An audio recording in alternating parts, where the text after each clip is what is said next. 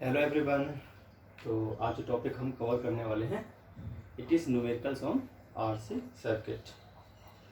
तो RC circuit के बारे में पहले कुछ बातें समझ लेते हैं, न्यूमेरिकल्स में जो हमारे बहुत काम आने वाली हैं।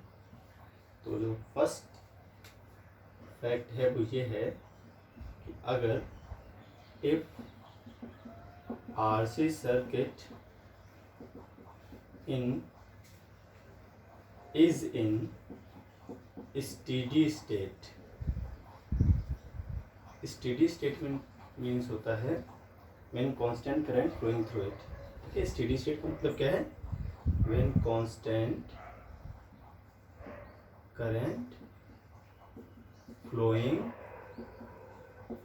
उसको हम बोलते हैं स्टेडी स्टेट। ठीक है, ये हमें काफ़ी लॉन्ग टाइम बाद मिलती है। लास्ट वीडियो लेक्चर में जब हमने आरसी सर्किट में ग्रोथ एंड डीके पढ़ा था तो वहाँ पर ये चीज़ें सीखी थी। 3 स्टेट थी उसकी, इनिशियल, ट्रांजिशन और स्टेडी।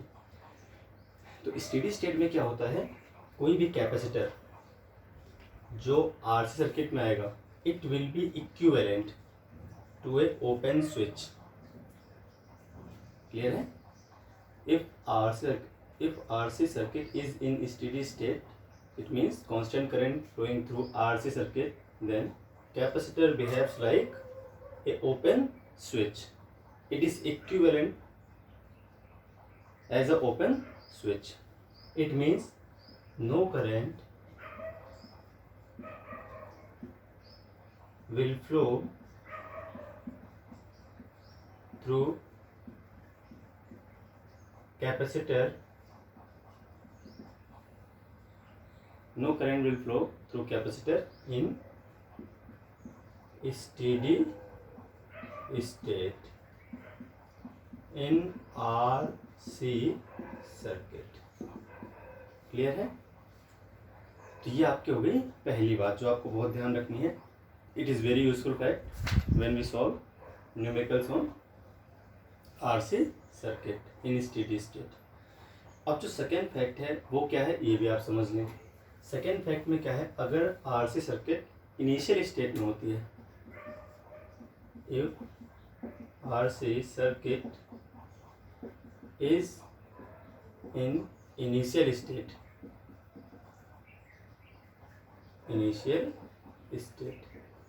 इट मीन्स होता है t इज इक्वल टू 0, बस स्टार्टिंग हुई है just. Then capacitor behaves like a connecting wire, जिसका रेजिस्टेंस क्या होता है 0। Then capacitor behaves like a connecting wire having 0 capacitance. तो आप कैपेसिटर को रिप्लेस कर सकते हो बाय कनेक्टिंग वायर अगर सर्किट अपनी इनिशियल स्टेट में है। ठीक है, यानी all current will flow through capacitor. अगर अपने पास पैरेलल में 2 ब्रांच है, समझने के लिए, if we 2 branches in parallel like this ना,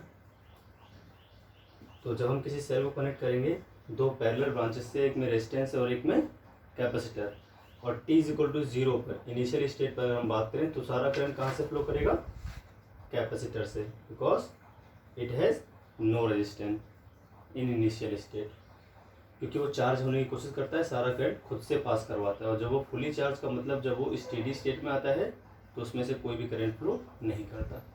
तो ये 2 बातें आपको ध्यान रखनी है। ठीक है, अब हम सॉल्व करते हैं कुछ न्यूमेरिकल्स।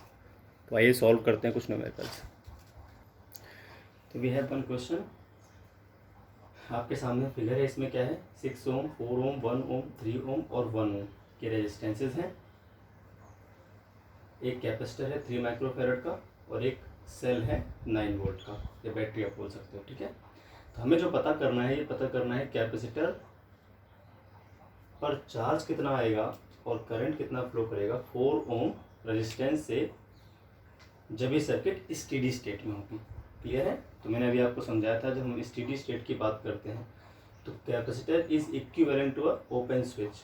ठीक है, तो अपनी समझने के लिए हम कैपेसिटर को हटा के उसे ओपन स्विच बनाएंगे। तो आप क्वेश्चन नोट कर लें, इसके बाद मैं सोल्यूशन करता हूँ। ठीक है, तो चार्ज और 4 ओम में करंट को हमें पता करना है। चलिए देखते हैं कैसे पता करना है। सबसे पहले आप क्या करेंगे, क्योंकि स्टेडी स्टेट में है तो इसको थोड़ी देर के लिए आप हटा दीजिए और इसके प्लेस पे क्या कर देना है कनेक्ट, समझने के लिए अपने we have one open switch, यहाँ से करंट फ्लो नहीं करेगा। अब अगर इस ब्रांच में करंट फ्लो नहीं करता है, थ्रू कैपेसिटर करंट फ्लो नहीं करेगा, तो उस केस में कहाँ से करंट फ्लो करेगा? ठीक है, करंट कैसे पास होगा? ये करंट मान लेते हैं आई, ठीक है, तो ये करंट यहाँ से आएगा आई पूरा का पूरा, तो यहाँ से मान लीजिए I1 और ये मान लीजिए आपका I2। यहाँ से भी क्या फ्लो करेगा भाई? I1 ही फ्लो करेगा।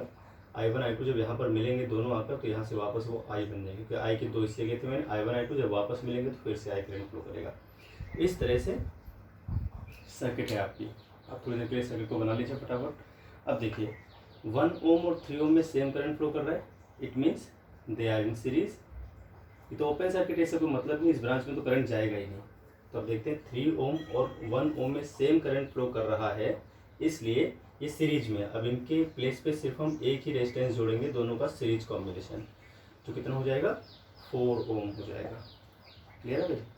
तो देखिए 4 ओम आ गया ये आपके पास,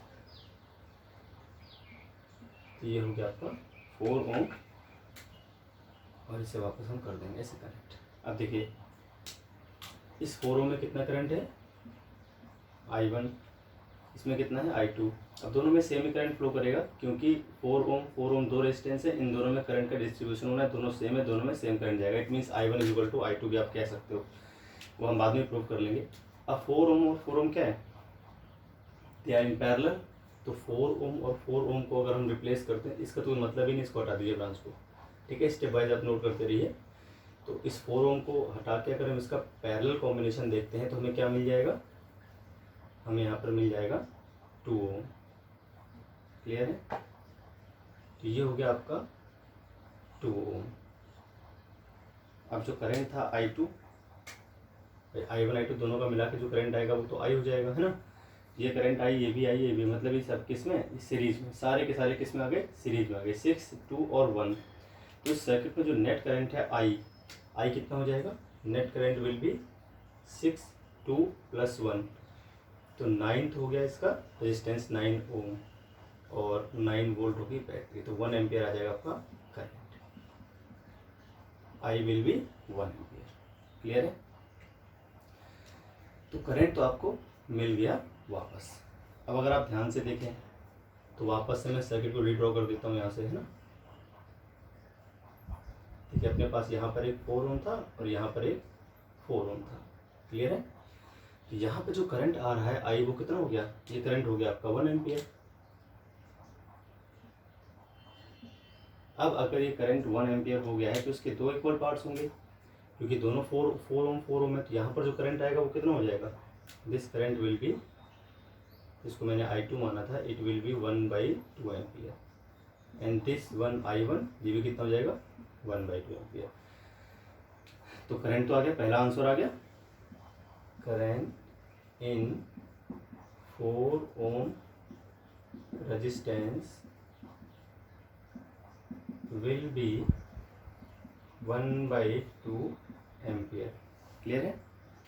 तो ये बात हमें समझ में आ गई। अब हमारे पास एक कैपेसिटर था, करंट को यहाँ से इरेज कर देते हैं, जगह कम हो जाएगी, वरना करंट की हमें रिक्वायरमेंट नहीं, हटा दीजिए करंट को, ठीक है। तो अब देखते हैं क्या होगा भाई। अब यहाँ पर एक रेजिस्टेंस भी कनेक्ट था, ठीक है, तो यहाँ से हम जोड़ लेते हैं वापस से एक रेजिस्टेंस नहीं, एक कैपेसिटर अपने पास कनेक्ट था, उस कैपेसिटर को वापस हम कर लेते हैं कनेक्ट, ठीक है, क्योंकि हमें उस पर अब निकालना है चार्ज। ये कैपेसिटर था 3 माइक्रोफैराड का, ठीक है, यहाँ पर एक पॉइंट ABC, और यहाँ पर एक रेजिस्टेंस था आपके पास जो था 1 ओम।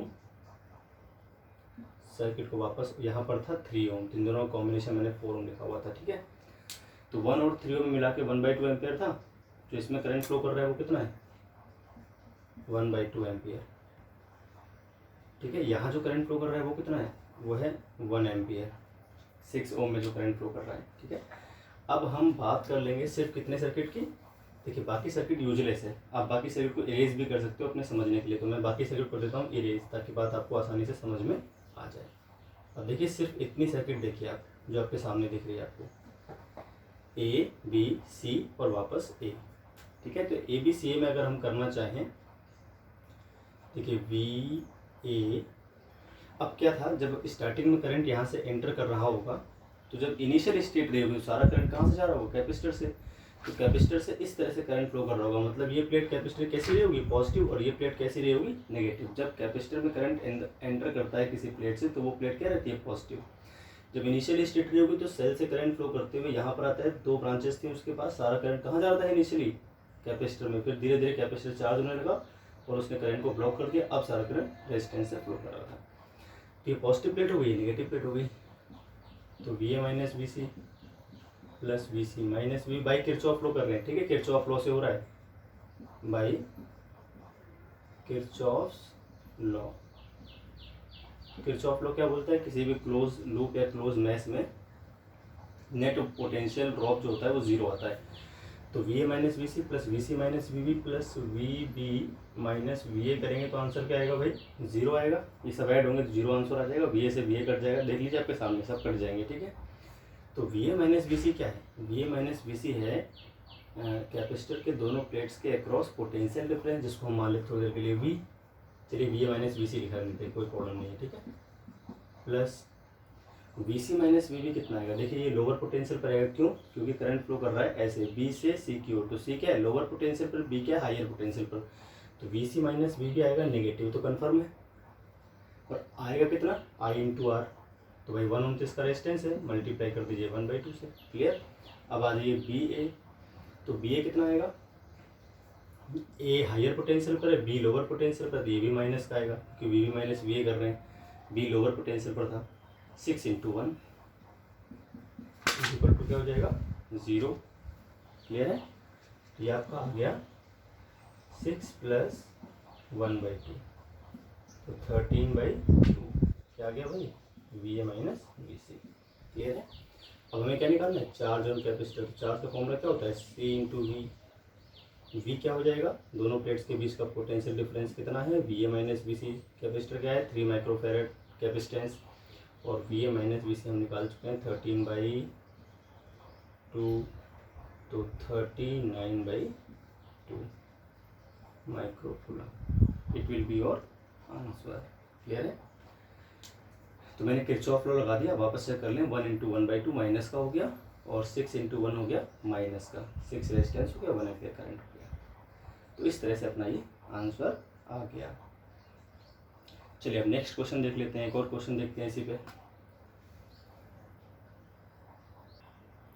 तो नेक्स्ट क्वेश्चन आपके सामने है। इस क्वेश्चन में क्या करना है, आपको स्टेडी स्टेट में सभी कैपेसिटर्स पे चार्ज पता करना है। ये आइडेंटिकल कैपेसिटर है, सभी सी इनकी कैपेसिटेंस है, सभी आइडेंटिकल रेजिस्टेंस है, आर आर आर आर, और एक सेल है अपने पास वी वोल्ट का। तो जैसा कि मैंने आपको कहा था, स्टेडी स्टेट में क्या होता है, all capacitor behaves like they are open switch. तो इनको हम मिटा के यहाँ पर, ये क्वेश्चन हो गया, नोट कर लें आप इसको। एक बार मैं इसको इरेज कर देता हूँ कैपेसिटर को थोड़ी देर के लिए। तो कैपेसिटर को इरेज करके अगर यहाँ पर हम ओपन स्विच लगा देते हैं कैपेसिटर के प्लेस पे, ये किस तरह से बिहेव करता है, जैसे एक ओपन स्विच हो। देखिए ब्रांच इस तरह से हो गई हैं कि सर्किट में करंट फ्लो कर ही नहीं सकता। अगर यहाँ से कोई करंट निकलता है तो इसके पास 2 पाथ थे, यहाँ गया, इसके बाद यहाँ आया, अब आगे ओपन है, तो इसका मतलब इस वाली ब्रांच में करंट नहीं जा सकता। अब इस वाली ब्रांच में करंट आया, मान लीजिए यहाँ से गया और यहाँ से गया, ठीक है। जब यहाँ पर आएगा तो इस वाली ब्रांच में करंट जाने का रास्ता नहीं है, तो इस वाली ब्रांच में करंट नहीं जाएगा। फिर करंट अगर यहाँ से आता भी है तो फिर यहाँ पर जाने की रास्ता नहीं है, तो मतलब इस वाली ब्रांच में भी करंट नहीं आएगा, तो करंट फ्लो करेगा ही नहीं। There will be no current in the circuit. Steady state में यहाँ पर कोई भी करंट नहीं होगा। तो उस केस में हम कैसे सॉल्व करेंगे इस क्वेश्चन को, चलिए देखते हैं। तो हमारे पास क्या है, कहीं भी कोई करंट तो है नहीं। तो अगर हम इसको वापस कैपेसिटर बना देते हैं, समझने के लिए मैंने ओपन स्विच बनाया था, तो अगर हम कैपेसिटर्स को वापस बना देते हैं, यहाँ पर एक कैपेसिटर लगा दिया मैंने, एक यहाँ पर कैपेसिटर लगा दिया सी, ये कैपेसिटर सी हो गया, और ये भी कैपेसिटर क्या हो गया भाई, सी हो गया। अब नोडल एनालिसिस से इसको देते हैं पोटेंशियल। तो मान लीजिए मैंने यहाँ पर दे दिया भाई, नेगेटिव टर्मिनल को +0 वोल्ट दे दिया, तो पॉजिटिव टर्मिनल किस पे आ जाएगा, +V वोल्ट पे आ जाएगा, क्योंकि V इन दोनों का अंतर है। यहाँ पर कोई वैल्यू पे आप मान सकते हो अपने समझने के लिए, ठीक है। चलिए समझने के लिए वैल्यू लेते हैं। यहाँ पर मान लीजिए मैंने ले लिया 10 वोल्ट, यहाँ पर क्या आ जाएगा भाई, +10 आ जाएगा, क्लियर है। और जो सी है उसको मान लेते हैं 4 माइक्रोफेरेड, सभी की सभी सी। और आर क्या मान लेते हैं भाई, 10 ओम मान लेते हैं थोड़ी देर के लिए। अब देखिए सभी रेजिस्टेंसेस क्या हैं, सभी रेजिस्टेंसेस हैं यूजलेस, क्योंकि उनमें से करंट फ्लो कर नहीं रहा। तो सभी रेजिस्टेंसेस के जो दोनों पॉइंट्स हैं उन पे सेम पोटेंशियल होगा, तभी तो करंट फ्लो नहीं करेगा। तो यहाँ पर भी +10 वोल्ट आ जाएगा भाई, यहाँ पर भी +10 वोल्ट आना चाहिए, क्योंकि रेजिस्टेंस में करंट फ्लो नहीं कर रहा है, इसका मतलब उसके दोनों एंड क्या है, सेम पोटेंशियल पर है। यहाँ पर भी क्या आना चाहिए, 10 वोल्ट आना चाहिए। यहाँ पर भी क्या आना चाहिए भाई, 10 वोल्ट ही आना चाहिए, है ना। अब यहाँ पर भी क्या आना चाहिए, 10 वोल्ट आना चाहिए, क्योंकि ये रेजिस्टेंस के 2 पॉइंट्स हो जाएंगे। यहाँ पर भी 10 वोल्ट आएगा, यहाँ पर 10 वोल्ट है तो यहाँ पर भी 10 वोल्ट आ जाएगा। यहाँ पर भी क्या आ जाएगा भाई, +10 वोल्ट ही आ जाएगा। क्लियर है। तो जो M और N के बीच में कैपेसिटर है ना, उस पर चार्ज कितना आएगा, C between M and N। अगर इसका चार्ज देखें तो इसका चार्ज क्या जाएगा, C इंटू V। अब देखिए इसके दोनों सिरे जो हैं वो सेम पोटेंशियल पर है, मतलब यहाँ पर पोटेंशियल डिफरेंस क्या है, 0।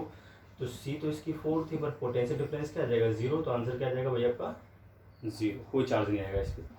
दूसरी वाली कैपेसिटर पर देखें जो N और Q के बीच में है ना, तो capacitor between N and Q, उस पर भी चार्ज क्या जाएगा, 0। N एंड Q चार्ज क्या जाएगा भाई, C इंटू V, तो उसका भी चार्ज 0 आ गया। ये दोनों पॉइंट्स क्या है, सेम पोटेंशियल पर है। अब तीसरा जो कैपेसिटर बच गया जो Q और S के बीच में है ना, यहाँ पर S लिख दो। S और Q के बीच में जो कैपेसिटर है अपने पास, उसका जो पोटेंशियल डिफरेंस है वो कितना है, वो 10 वोल्ट का है। तो 4 माइक्रोफेरेड और मल्टीप्लाई 10 कितना आ जाएगा, 40 माइक्रोकूलम। तो इस तरह से आंसर आएंगे। ये सेकेंड क्वेश्चन था आपका, आंसर आपको समझ में आ गया होगा। एक और क्वेश्चन देख लेते हैं नेक्स्ट। थर्ड क्वेश्चन आपके सामने है, इसमें भी क्या है, find charge on both capacitor. अपने पास C1 C2 दो कैपेसिटर, इन पे आपको चार्ज का पता करना है। 10 ओम और 20 ओम के 2 रेजिस्टेंसेस भी हैं अपने पास, 6 वोल्ट की एक बैटरी भी लगी हुई है इसमें। अब अगर हम बात करते हैं स्टेडी स्टेट की, तो हम क्या मान सकते हैं, जो अपने पास कैपेसिटर है they are behave like open switch. तो इसको हम बना लेते हैं ओपन स्विच थोड़ी देर के लिए, ठीक है। अब अगर ये दोनों ओपन स्विच हैं, देखिए करंट कहाँ से फ्लो करेगा। अब सारा करंट आपके समझने के लिए, करंट देखिए, करंट यहाँ से निकलता है I। तो यहाँ देखिए अब इसके पास 2 पाथ थे, एक तो यहाँ, लेकिन ये पाथ क्या है, दोनों ही रास्ते क्या है, ब्लॉक हैं। जब ये आगे यहाँ पर आएगा तो इधर जाएगा और इधर जाएगा, दोनों ही रास्ते ब्लॉक है, मतलब इस ब्रांच में करंट आ नहीं सकता। तो यहाँ पे कोई भी करंट नहीं आएगा, सारा करंट जाएगा आगे, करंट आएगा यहाँ पर। अब अगर ये यहाँ पर आता है तो यहाँ तो ब्लॉक रास्ता है, तो यहाँ पर कोई करंट नहीं जाएगा, सारा करंट जाएगा फिर आगे, फिर यहाँ आ जाएगा करंट, फिर सारा करंट यहाँ आ जाएगा और फिर वापस करंट आ जाएगा। तो आप ध्यान से देखें तो आपको दिख रहा होगा 10 ओम और 20 ओम किस में आ गए, सीरीज में, क्योंकि उन दोनों में सेम करंट फ्लो कर रहा है। और जो बैटरी है वो 6 वोल्ट की है। तो सॉल्यूशन करते हैं इसका। अब करंट क्या आ जाएगा, current will be I is equal to V/R। तो V कितना है, 6 वोल्ट, और R कितना आ जाएगा नेट, 10 + 20 30 आ गया, है ना। 3 से डिवाइड कर दिए, 3 × 2 = 6, 1/5 एम्पेयर आ गया। 6 5 30 होता है, सीधे आप डायरेक्ट कर दिए, 1/5 एम्पेयर करंट आ गया आपका नेट। अब आपको निकालना क्या है भाई, अब आपको निकालना है इन दोनों कैपेसिटर्स का चार्ज। तो उसके लिए इन दोनों कैपेसिटर्स के अक्रॉस हमें पोटेंशियल डिफरेंस का पता होना जरूरी है। तो वापस हम कैपेसिटर बना लेते हैं थोड़ी देर के लिए। तो कैपेसिटर अगर हम बना लेते हैं वापस से, तो इस तरह से आपको सर्किट दिख रही होगी। अब हम कुछ पॉइंट्स मान लेते हैं, ठीक है। करंट की अब रिक्वायरमेंट नहीं रही हमें, करंट कर दीजिए। अब करंट दिख रहा है कितना फ्लो कर रहा है, रेजिस्टेंस इसमें से सभी में सेम ही करंट था, वो आपके सामने लिखा हुआ है, ठीक है। तो अब देखिए क्या है अपने पास, वापस बना दिया मैंने, ठीक है। अब देखिए इसको बटा के वापस बनाते हैं। ये कैपेसिटर हो गए दोनों, A पॉइंट, ठीक है। नोडल एनालिसिस मेथड से कर लेते हैं इसको। ये हो गया आपका 0 वोल्ट, ये कितना हो जाएगा भाई, +6 वोल्ट। ये भी कितना हो जाएगा, +6 वोल्ट। ये भी कितना हो जाएगा, +6 वोल्ट। ये 0 वोल्ट है, तो ये कितना आ जाएगा भाई, 0 वोल्ट डायरेक्ट आ गया, ठीक है। यहाँ पर हम मान लेते हैं थोड़ी देर के लिए V वोल्ट, है ना। यहाँ पर क्या मान लेते हैं, वी वोल्ट। अब आप अगर ध्यान से देखो तो इस कैपेसिटर में जो करंट फ्लो कर रहा था, यहाँ पर वो करंट फ्लो कर रहा था 1/5 एम्पियर। क्लियर है। अब यहाँ से अगर करंट 1/5 एम्पियर फ्लो कर रहा था तो जो पोटेंशियल ड्रॉप आएगा डेल्टा भी आएगा दोनों के बीच, यानी इस पॉइंट और इस पॉइंट पे एक रेजिस्टेंस जुड़ा हुआ है, तो रेजिस्टेंस के दोनों सिरे यहाँ पे जुड़े हुए हैं इस जगह पे, ध्यान से देखिए आप, है ना। तो I इंटू आर हो जाएगा उस केस में, ठीक है, ये I इंटू आर हो जाएगा। तो I इंटू आर कितना आएगा, 10 इंटू 1/5, तो आ गया आपका 2, 10 इंटू 1/5, 2 वोल्ट का हो गया अंतर। अब देखिए हायर पोटेंशियल तो ये रहा 6 वोल्ट, और लोअर पोटेंशियल वाला हो जाए, करंट ऐसे फ्लो कर रहा है ना। तो अगर ये 6 वोल्ट है और 2 का अंतर है तो यहाँ पे कितना आ जाएगा, वी कितना आ जाएगा आपका, +4 वोल्ट। तो आपको नोडल एनालिसिस मेथड से दोनों ही कैपेसिटर्स के अक्रॉस पोटेंशियल चल गए पता, तो हम पोटेंशियल डिफरेंस निकाल लेते हैं। C1 के अक्रॉस निकालते हैं पहले, फिर C2 के अक्रॉस देख लेंगे।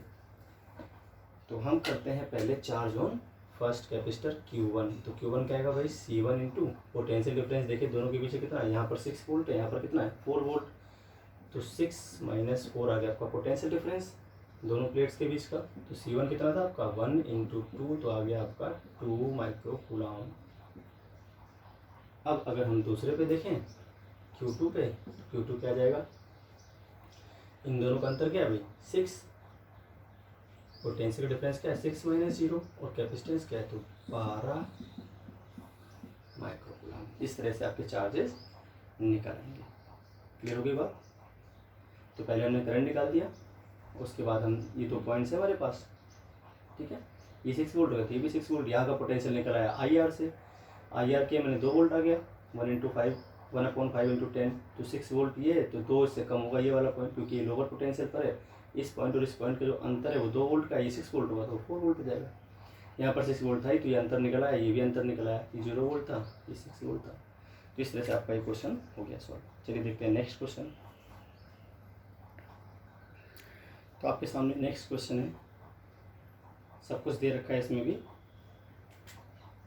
चलिए मान लेते हैं ये 20 वोल्ट की से, तो ये C1 हो गया कैपेसिटर, C2 है कैपेसिटर, R1 R2 और R3 तीन रेजिस्टेंसेस हैं अपने पास, R1 R2 R3 एक की है।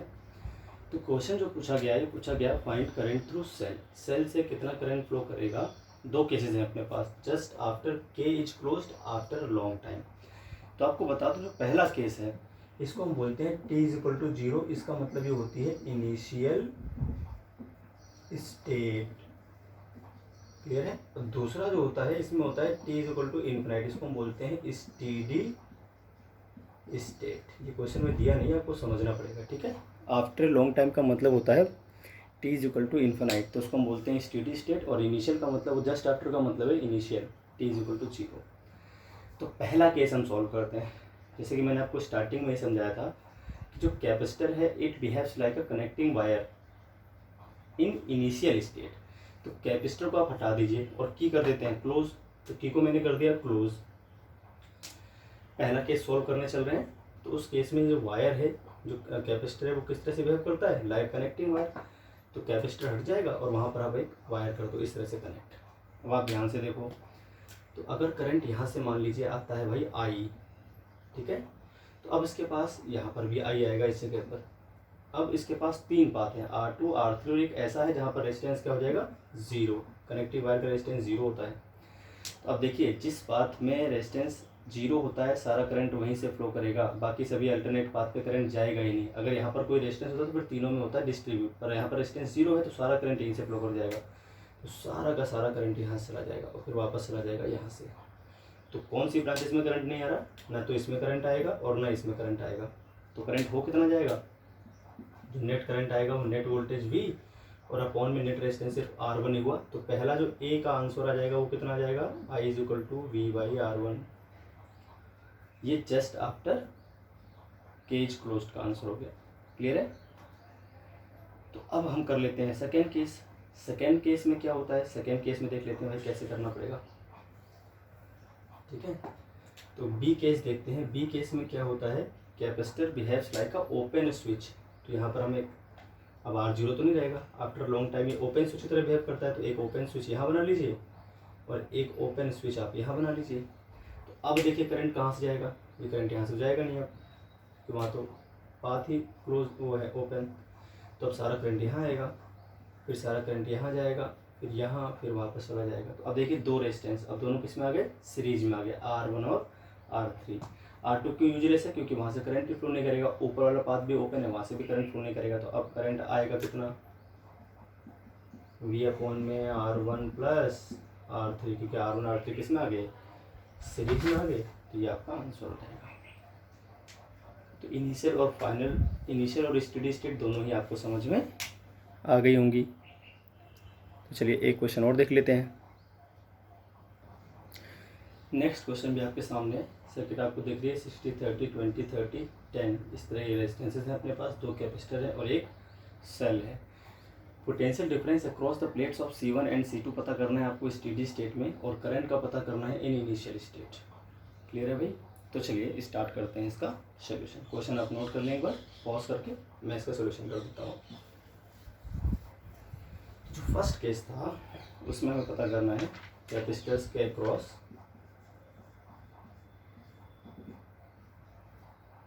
Potential difference. तो जैसे कि मैंने आपको कहा था स्टेडी स्टेट में capacitor behaves like open switch. चलिए तो ओपन स्विच यहाँ बना दीजिए, एक आप ओपन स्विच यहाँ बना लीजिए अपने समझने के लिए, ठीक है। इसका मतलब जो करंट फ्लो करेगा सारा का सारा करंट कहाँ से फ्लो करेगा, यहाँ से फ्लो करेगा।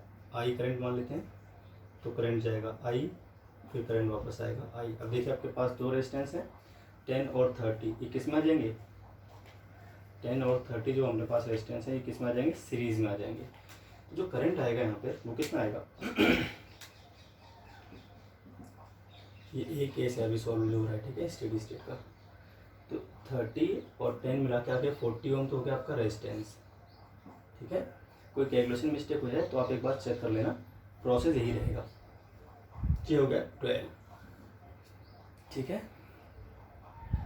अब इसे हम 2 6 और 20 हो गया, तो 2 3 और 10 हो गया, ठीक है। 4 से डिवाइड कर लीजिए, 3/10 आपका आंसर आ जाएगा। तो 3/10 एम्पियर आ गया आंसर। अब आप अगर ध्यान से देखो तो ये तो रेजिस्टेंस क्या है भाई, यूजलेस रेजिस्टेंस है, कोई मतलब ही नहीं बनता, उनमें करंट नहीं फ्लो कर रहा, मतलब किसी काम के नहीं वो। तो आप क्या करोगे, आप एक तो कैपेसिटर ले लो। अब देखिए कैसे करना है, एक बार ध्यान से आप समझ लें।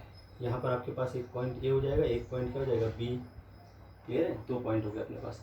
तो ये पॉइंट आप ए मान लीजिए, यहाँ पर एक पॉइंट मान लीजिए बी। यहाँ पर भी एक कैपेसिटर है अपने पास, और इसके बाद यहाँ पर तो जो रेजिस्टेंसेस थे वो यूजलेस है, उनको मतलब नहीं बनता, ठीक है, क्योंकि उनके दोनों ही पॉइंट्स पर क्या आएगा, सेम पोटेंशियल आ जाएगा। अब आप अगर ध्यान से देखो तो ए और बी के बीच का जो पोटेंशियल डिफरेंस आएगा, मेरे पास दो कैपेसिटर आ गए, एक तो हो गया C1 और ये वाला हो गया C2। इसके ऊपर के सारे रेजिस्टेंस बेकार है, उनमें करंट फ्लो नहीं कर रहा, सारे के सारे बेकार है, यूजलेस रेजिस्टेंस है, ठीक है। ये भी खराब, ये भी खराब, इसी रेजिस्टेंस से कोई मतलब नहीं बनता, क्लियर है, करंट ही फ्लो नहीं कर रहा। पर ए और बी अपने दो, आप इसको नोडल एनालिसिस मेथड से भी कर सकते हो और नॉर्मली भी सॉल्व कर सकते हो बहुत ईजिली। तो ए और बी पे क्या कनेक्ट था, ए और बी पे एक रेजिस्टेंस कनेक्ट था, यहाँ पर अगर आप ध्यान से देखो तो एक रेजिस्टेंस कनेक्ट था।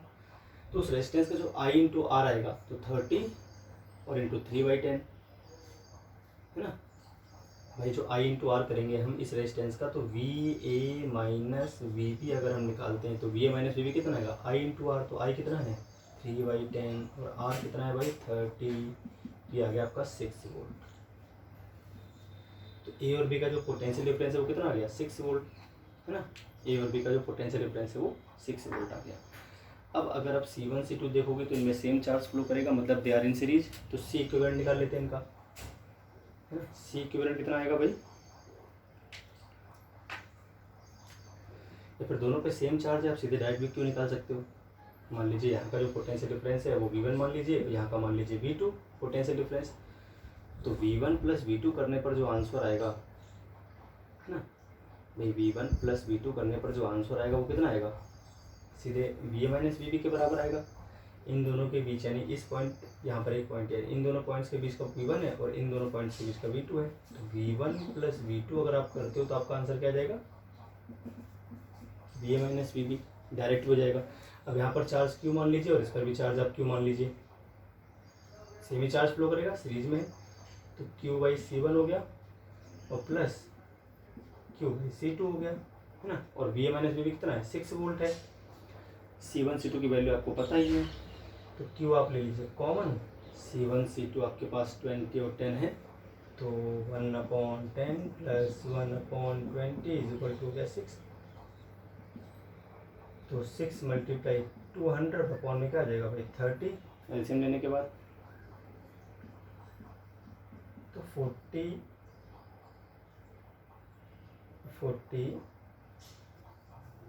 माइक्रो कूलम आपका आंसर आ जाएगा, क्योंकि सी किस में था, माइक्रो फेरेड में था। क्यू आ गया। अब जब भाई क्यू आ गया है तो V1 कितना आएगा, अरे V1 क्या माना था, Q बाई C1 ही तो माना था, तो V1 कितना आ जाएगा, Q बाई C1, Q कितना है, Q आपका निकला है 40 और C1 क्या था 20, तो आंसर क्या आ जाएगा 2 वोल्ट। अब चलिए V2 निकाल लेते हैं, तो V2 क्या आ जाएगा भाई, Q 40 और अपॉन में C2 कितना था 10, तो आ जाएगा 4 वोल्ट, खत्म, दैट्स इट। तो इस तरह से अपने आंसर्स आ जाएंगे। अब कर लेते हैं केस नंबर बी, इसको कर देते हैं इरेज, अब इसकी जरूरत नहीं है हमको, ठीक है। अब केस नंबर बी को समझते हैं। जैसे कि मैंने आपको कहा था, जब हम इनिशियल स्टेट में होते हैं तो भाई इनिशियल स्टेट में आपको पता होना चाहिए कि जो कैपेसिटर हैं they are behaves like connecting wires, तो इनका रेजिस्टेंस होता है 0। तो अब C1 C2 की हमें ज़रूरत नहीं है, कनेक्टिंग वायर से आप रिप्लेस कर दीजिए इनिशियल स्टेट में। देखिए भाई इस सारे के सारे किस में आ गए, पैरेलल कॉम्बिनेशन में।